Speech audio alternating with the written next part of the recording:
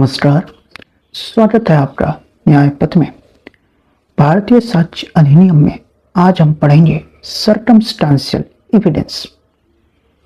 कुछ केसेस हैं जिन्होंने सर्कमस्टांशियल एविडेंस के रिगार्डिंग प्रिंसिपल्स दिए हैं, जिससे कि हमारा सर्कमस्टांशियल एविडेंस का कॉन्सेप्ट गवर्न होता है।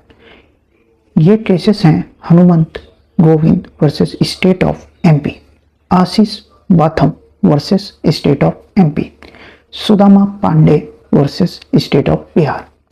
इन केसेस में बेसिकली ये हेल्ड हुआ था कि सर्कमस्टांशियल एविडेंस, जिसे हम इनडायरेक्ट एविडेंस के नाम से भी जानते हैं, वो डायरेक्ट एविडेंस से इतर इन्फरेंस पर बेस्ड होते हैं। अच्छा, चेन ऑफ सर्कमस्टांसेस जो है वो मस्ट बी कंप्लीट होनी चाहिए, ताकि कोई ऐसा रूम ना बचे जिससे एक्यूज्ड गिल्टी साबित ना हो पाए।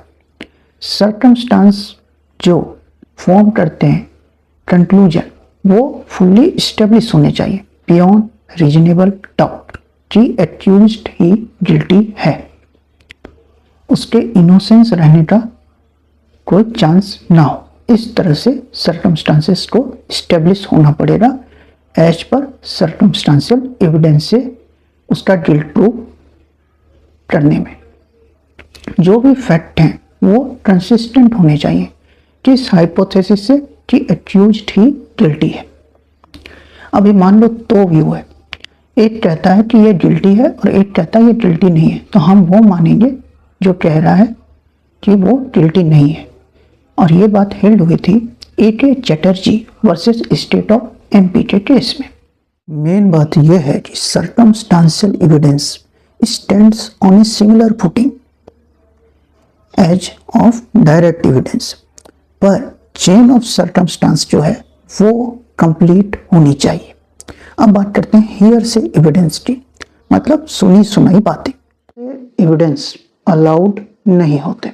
क्यों नहीं होते? क्योंकि ये रिपीटेटिव है, इनका क्रॉस एग्जामिनेशन पॉसिबल नहीं है और ये नेचुरल जस्टिस के अगेंस्ट में होता है।